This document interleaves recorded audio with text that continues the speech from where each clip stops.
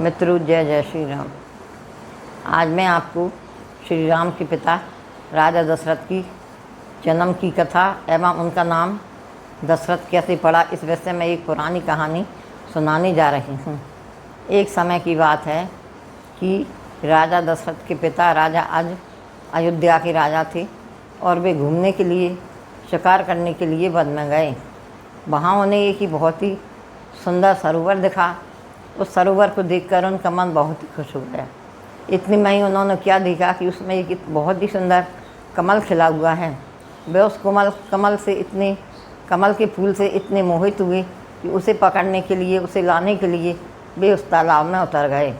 मगर ज्यों-ज्यों वे उस कमल के फूल के पास जाते त्यों-त्यों कमल का फूल उनसे दूर ही होता चला गया। उन्होंने मन में सोचा कि क्या बात है, मेरे इतने परिश्रम के बाद भी कमल का फूल मेरे पास नहीं आ पा रहा, मैं इसे नहीं पकड़ पा रहा, इसका क्या कारण है। इतनी में ही आकाशवाणी हुई कि हे राजा, आज तुम निसंतान राजा हो, इसलिए यह कमल तुम्हारे हाथ में नहीं आ रहा। यह कहकर आकाशवाणी चुप हो गई और राजा आज को मन में बहुत ही दुख हुआ और वह वापस अपनी राजधानी अयोध्या लौट आए। वहाँ आकर उन्होंने मन में बहुत विचार किया और शंकर जी की बहुत आराधना की, पूजा की और नित्य उनकी सेवा में ही रत रहने लगे। शंकर जी ने सोचा कि राजा आज तो मेरी पूजा अर्चना में इतने रत हैं कि उन्हें तो संतान देना ही पड़ेगा।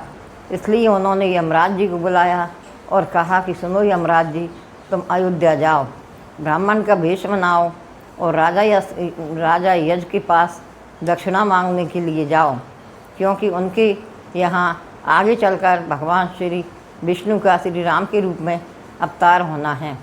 यह सुनकर यमराज अपनी पत्नी सहित अयोध्यापुरी आए और वो अपने सरयू के किनारे एक झोंपड़ी बनाकर रहने लगे।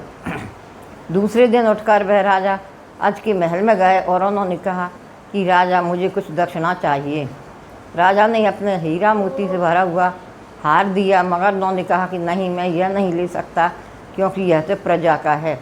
उन्होंने धनदान दिया तो उन्होंने कहा कि नहीं, मैं यह भी नहीं ले सकता क्योंकि यह भी प्रजा का ही है।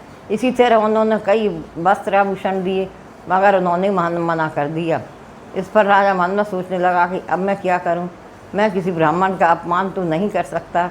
इसलिए उन्होंने कहा कि हे ब्राह्मण देवता, आप मुझे एक दिन का समय दीजिए, उसके बाद मैं आपको दक्षिणा दूंगा।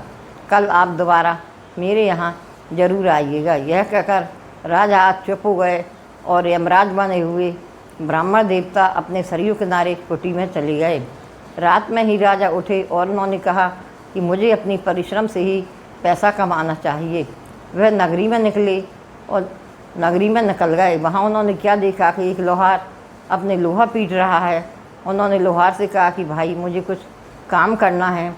उन्होंने कहा कि भाई, इतनी रात को तुम क्या काम करोगे, कल सुबह आना। मगर उन्होंने राजा यज ने कहा कि नहीं, मैं अभी तुम्हारी सहायता भी करूँगा, मुझे पैसों की ज़रूरत है।